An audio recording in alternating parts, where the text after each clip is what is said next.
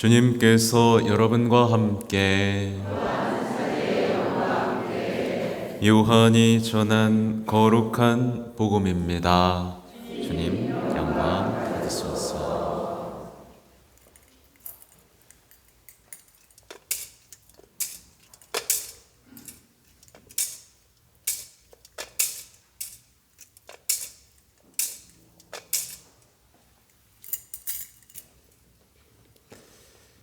그때 예수님께서 제자들에게 말씀하셨다. 누구든지 나를 사랑하면 내 말을 지킬 것이다. 그러면 내 아버지께서 그를 사랑하시고 우리가 그에게 가서 그와 함께 살 것이다. 그러나 나를 사랑하지 않는 사람은 내 말을 지키지 않는다. 너희가 듣는 말은 내 말이 아니라 나를 보내신 아버지의 말씀이다.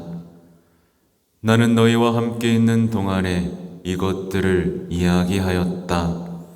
보호자, 곧 아버지께서 내 이름으로 보내실 성령께서 너희에게 모든 것을 가르치시고 내가 너희에게 말한 모든 것을 기억하게 해주실 것이다.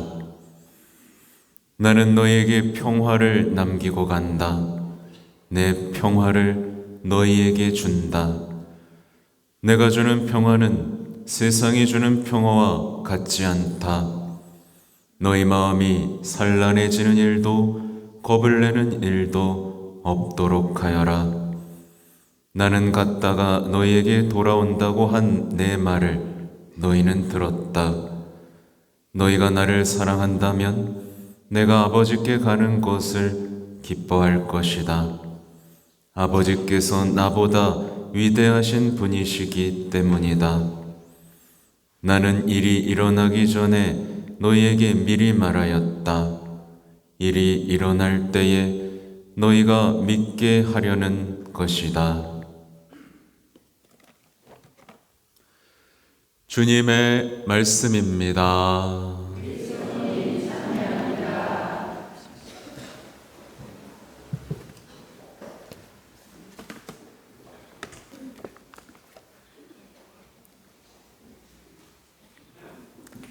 사랑하는 형제, 자매 여러분, 안녕하세요. 네, 금방 적응하시네요. 네. 시작부터 말씀드렸지만 우리는 평화를 잃어버렸습니다. 그것만 잃어버린 게 아닙니다. 예수님과 사랑을 나누는 법도 잃어버렸습니다. 그분과 함께 사는 법은 마찬가지로 잃어버렸습니다. 우리는 가슴을 치며 다시 사랑을 청해야 되고 평화를 청해야 되고 함께 사는 법을 배우고 싶다고 진짜 소리 쳐야 됩니다. 지금 이 세상은 누굴 필요로 하냐면 예수님을 사랑할 수 있는 사람을 필요로 합니다. 계명도 사실 단순하죠. 하나님을 사랑하고 이웃을 사랑하고 더 나아가 서로 사랑하라.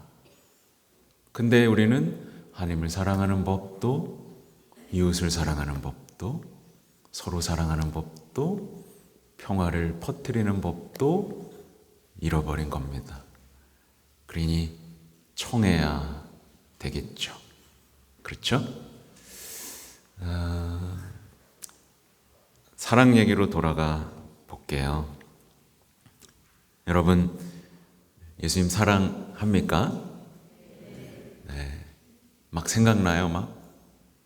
눈만 뜨면 생각나고 설레이고 보고 싶고 그립고 자꾸 입에서 예수님 사랑하는데 나 좀 빨리 데려가지, 빨리 보고 싶은데 어떤 그런 창가들이 막 나오고 그래요?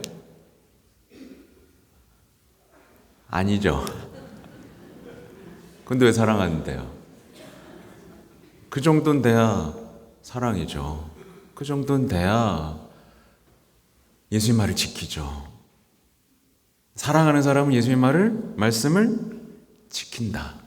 근데 사랑하지 않는 사람은 예수님 말씀을 안 지킨다. 오늘 복음 내용입니다. 자꾸 생각이 나야 됩니다. 그럼 여러분 성모님 사랑합니까? 안 합니까? 네, 작아졌죠? 성모님이 이렇게 아름다운가? 자꾸 보고 싶고, 실제로 보고 싶고, 만지고 싶고, 품에 안기고 싶고, 같이 웃고 싶고, 그립고, 그분이 얼마나 아름다운지를 노래하고 싶고, 이렇게 되면 그걸 우리는 사랑이라고 부를 수 있을 겁니다. 머리로 성모님은 참 좋은 분이야, 우리의 어머니시지 라고 말하는 것과 사랑에 빠진 것은 전혀 다른 얘기입니다. 그래서 오늘 복음에 나오는 내용들이 뭐예요? 사랑하면 내 말을 지킬 것이다. 사랑하면 우리가 그와 함께 가서 살 것이다. 그러니까 우리는 사랑하는 법, 예수님, 성령 하느님, 하느님과 함께 사는 법, 이런 것들을 지금 해내야 되는 상황에 놓여 있죠. 예수님을 사랑하면요, 그때부터 삶이 변화됩니다. 제가 이렇게 많은 분들을 만나면서 제일 안타까운 것 중에 하나가 뭐냐면, 이렇게 좋으신 분을 마주하고도 사랑에서 답을 찾지 않고 다른 것들에서 답을 찾고 있다라는 거예요. 사실 우리가 가장은 아니지만 우리가 대부분 사랑하는 성녀가 있습니다. 누구죠? 소아데레사 성녀. 참 여러분 좋아하죠? 네. 자서전 읽어봤죠? 네. 안 읽어봤죠? 이 소아데레사 성녀는 정말 예수님을 사랑했던 성녀입니다. 그러니까 어떻게 돼요? 변합니다. 닮아가죠. 그분의 심장을 닮아가고, 그분의 생각을 닮아가고, 그분의 마음을 닮아가서 더 많은 사람들이 그분을 모르는 일이 없기를, 그분의 자비를 못 체험하는 일이 없기를, 그래서 장미꽃비를 쏟아준다는 얘기까지 하잖아요. 결국 사랑이 우리를 바꿉니다. 여러분의 인생이 지금 뭔가에 걸려있고 시들어가고 있고 뭔가 해결해야 되는데 안 되는 막막함이 있다면 해결책은 하나입니다. 사랑이 시작될 때 모든 지혜와 만나게 되고 세상 것들을 쓰레기로 여기게 되고 여러분의 삶을 의미 있는 여정, 순례로 만들어갈 수 있겠죠.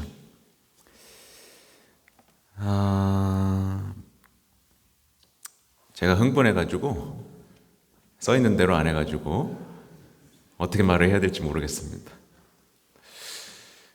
아무튼 이미 다 얘기한 것처럼 사랑하는 사람이 필요하고 함께 사는 사람이 필요하고 또 평화로운 사람이 필요하죠. 근데 이제 프란치스코 교황님께서 오늘 복음을 이제 해설하시면서 평화에 대한 얘기들을 참 많이 하셨거든요. 그리고 우리 레오 교황님께서 이제 딱 선출되시고 그 발코니 여기 서서 평화가 여러분과 함께라고 인사하신 거 기억나세요? 네. 과연 평화는 어디에서 나오며 얼마나 중요한 것이고 어떻게 지켜내야 되고 어떻게 살 수 있을까에 대한 비법 같은 것들을 교황님이 남겨주신 게 있어요.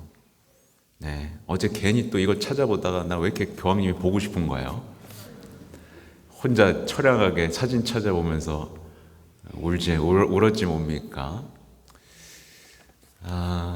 아무튼 이 예수님께서 오늘 평화를 어떻게 하셨어요? 주셨어요. 나는 너에게 평화를 남기고 간다. 내 평화를 너희에게 준다. 내가 주는 평화는 세상이 주는 평화와 같지 않다. 그리고 이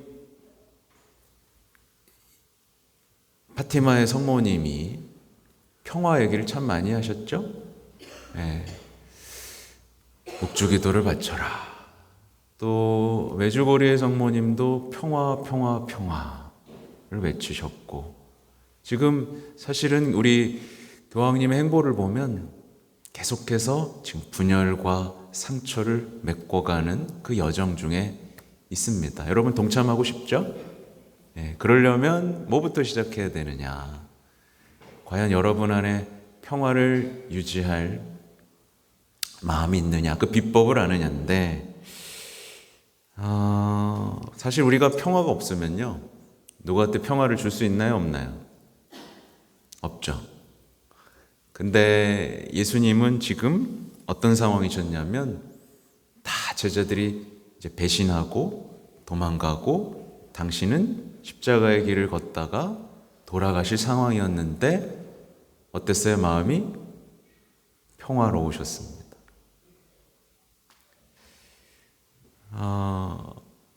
온유함, 그리고 하나님께 대한 신뢰, 그리고 성령 하나님과 함께 사는 사람에게 주어진 특권 같은 거죠. 예수님을 통해서 우리는 평화로운 사람이 되어야 하고, 이 평화를 통해서 이제 세상의 다툼, 분열을 없애는 평화의 증인이 되어야 됩니다. 그러면 이제 아까 말씀드린 대로 사실 평화는요, 우리가 평화를 만들어낼 수 있습니까? 아니에요. 평화는 아까 말한 대로 선물입니다. 선물이에요. 제가 그래서 평화에 대한 얘기를 또 찾아봤는데, 베네딕토 16세 교황님께서도 평화는 하느님이 주신 선물이다 라고 말씀해 주셨습니다. 결국에 우리가 평화롭고 싶다면, 내가 내면이 평화롭고 싶고 내 가정이 평화롭고 싶고 세상이 평화롭고 싶다면, 평화는 우리의 힘으로 안 된다는 거를 먼저 인정하고, 그분이 주신 선물을 우리가 받을 열린 마음과 자세가 있는지부터 점검을 해야 되는 거죠. 특별히 이제 교황님께서 말씀하신 것 중에 성령께서 해주시는 일에 대해서 말씀을 해주시는데요, 성령이 이런 일을 해주신다라고 적으셨어요. 성령께서는 경직성을 풀어주고 다른 이들을 공격하려는 유혹을 없애줍니다. 네, 더 청해야겠죠, 그죠? 성령께서는 우리에게 용서할 힘, 다시 시작할 힘, 새롭게 떠날 힘을 주십니다. 성령과 함께 할 때 우리는 평화의 사람들이 됩니다 라고 말씀하셨어요. 그래서 어제 이 어린이 청소년 미사 때 우리 엄마 아빠들한테 굉장히 부탁을 했습니다. 여러분의 가정을 지금 누가 이끌고 계십니까? 여러분의 가정의 주인이 누구입니까? 아기 예수님입니까? 성모님입니까? 성령 하나님입니까? 그분께서 이끄시는 대로 한다면 우리는 계속해서 평화로울 것이고 사랑할 것이고 화해할 것이고 갈려진 마음을 하나로 만들게 될 것입니다. 근데 그 가정을 이끄는 게 우리 마음이라든가 우상이라든가 이렇다면 어떻게 되겠어요? 부탁드렸어요. 제발 여러분의 가정이 성령께서 이끄시는 자리, 그러기 위해서 아기 예수님, 또 우리 성모님, 또 성요셉, 이렇게 우리를 모시고 살아갔으면 좋겠다라는 말씀을 드렸습니다. 그래서 교황님은 우리가 이런 것들을 어려워하니까 굉장히 단순한 기도로 우리를 초대해 주셨는데요. 우리가 마음이 동요하게 되고 초조하게 되고 뭔가 괜한 분노들이 끓어오를 때 이런 기도를 매일 좀 바치자고 말씀하셨는데요. 되게 단순합니다. 주님, 저에게 당신의 평화를 주소서, 성령을 주소서. 이렇게 외치자고 했거든요. 우리도 한번 해볼까요? 3번 해보겠습니다. 절 따라 하십시오. 주님, 저에게 당신의 평화를 주소서. 성령을 주소서. 이제 한 번에 이어서 같이 해볼게요. 같이. 주님, 저에게 당신의 평화를 주소서. 성령을 주소서. 한 번 더 크게. 주님, 저에게 당신의 평화를 주소서. 성령을 주소서. 네. 참 쉽죠? 참 쉽습니다. 근데 이 기도를 하려면 뭐가 필요하죠? 아까 처음 얘기했던 거? 사랑이 필요합니다. 그러니까 우리가 여기다 더 할 수 있겠죠? 주님, 저에게 사랑을 주소서, 평화를 주소서, 성령을 주소서. 만약에 이 기도가 여러분의 숨소리처럼 끊이지 않는다면 어떻게 될까요? 여러분은 사랑에 빠지게 될 것이고 찬미와 감사의 노래를 부르는 때 행복해지게 될 것이고 세상에 없던 평화라는 게 뭔지를 체험하게 될 것이고 성령 하나님이 나에게 어떤 일을 해주시는지도 체험할 수 있게 되겠죠. 사실 이게 지금 우리에게 필요한 내용입니다. 그리고 이제 더불어 말씀드리고 싶은 건 오늘 청소년 주일인데요. 사실은 한국이 좀 특별하게 청소년 주일하는 거고 세계 젊은이의 날이라는 타이틀로 이제 이 날을 보냅니다. 주변에 젊은이들 보면 어때요, 여러분? 그래요?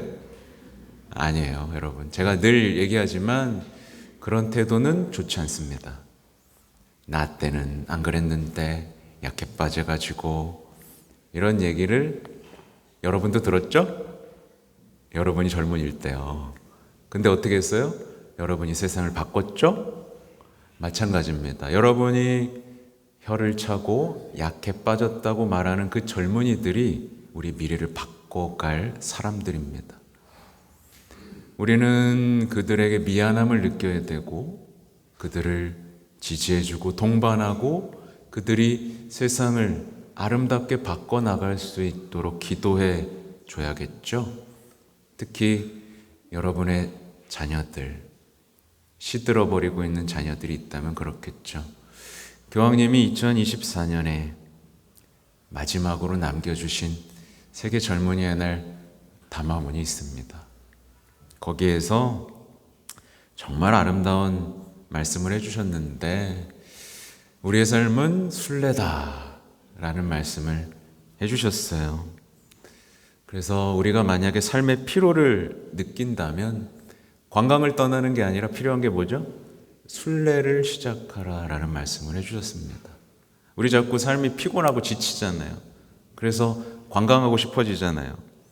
그러면서 이렇게 말씀하세요. 이게 저의 초대입니다. 희망 안에서 걸으십시오. 희망은 모든 피로, 모든 위기, 모든 불안을 이겨내고 우리에게 앞으로 나아갈 강력한 동기를 부여합니다. 왜냐하면 희망은 우리 자신, 하느님 자신으로부터 우리가 받는 선물이기 때문입니다. 다 선물입니다. 사랑, 희망, 평화까지. 그러면서 우리가 걷다 보면 피로해서 관광을 하다 보면 길을 잃게 되는데 피로하지만 순례를 시작하면 삶의 의미가 밝혀지고 삶의 방향이 확실해지고 목표가 생긴다고 말씀하셨어요. 그러면서 관광과 순례의 차이를 알려주셨죠. 인생을 관광으로 사는 사람들은 어떠냐면 늘 셀카를 찍느냐고 바쁩니다. 그냥 그 순간들만 기록하고 덧없는 경험들을 포착하고 잊혀가죠. 근데 순례하는 사람들 어떻습니까?